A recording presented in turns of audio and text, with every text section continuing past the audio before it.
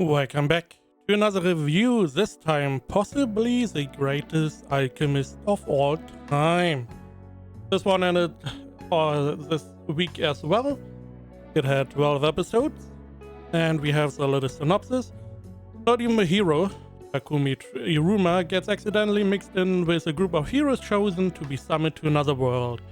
As compensation for the mix-up, a goddess offers him the right to choose any skill he wishes for.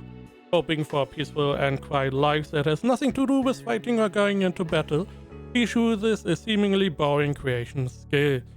However, it turns out alchemy is the most powerful skill that allows him to create everything from a holy sword to flying ships. The sheet skill he unexpectedly acquired turns him into a wealthy merchant and makes him undefeatable in battles.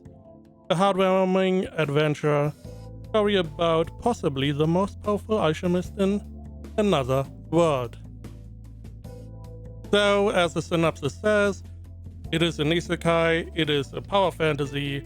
You see on the little picture here, a lot of girls involved, because why not?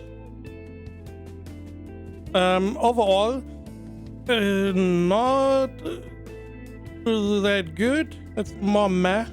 It had some interesting aspects that did not really pan out into anything.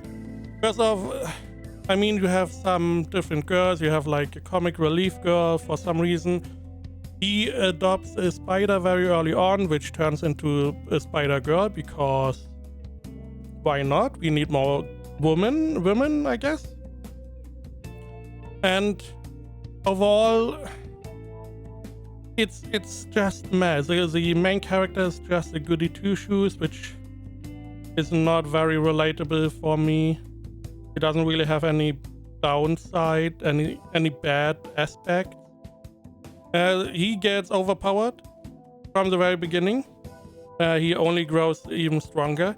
Now, what I found interesting is that he gets involved in the summoning. So there is a country in this world that is summoning heroes, 3 specifically, and he got summoned with those 3 heroes. Now the goddess is intervening and is pulling him aside and is like, hey, sorry about that, here you get a skill and, try to live your life. Now, he gets summoned a year earlier. The goddess is transporting him back a year. So he has 1 year head start because the 3 heroes are not really doing good. They're pretty evil, turns out, especially later on. They're just evil. They're not like, oh, they're misunderstood. No, they're just evil. So he gets summoned a year earlier, and you get a little jump back and forth, which is nice to see. Sadly, none of the summoned characters have any depth to them. So, you have the evil, you have the goody two-shoes. Yay. Another part is that, different to other animes, everyone here is nice to him. Now it gets explained that the goddess gave him her blessing. And because of that blessing, he's only coming across nice people. But that blessing is not going to be there forever. It is going to dissipate. So then he could get or come across people that have not his best interest in mind. Now, I find that is an interesting idea. It never really went anywhere, to be honest. He still, in those 12 episodes, most of them where he came across good people. He made some stuff. People were like, oh my god, this stuff is so revolutionary. And it's just the overpowered hero trope.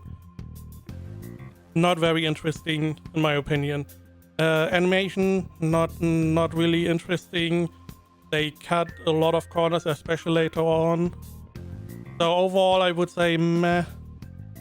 The user rating 6.6. I would also give it like a 6 out of 10. It is just meh. It is not really worth watching.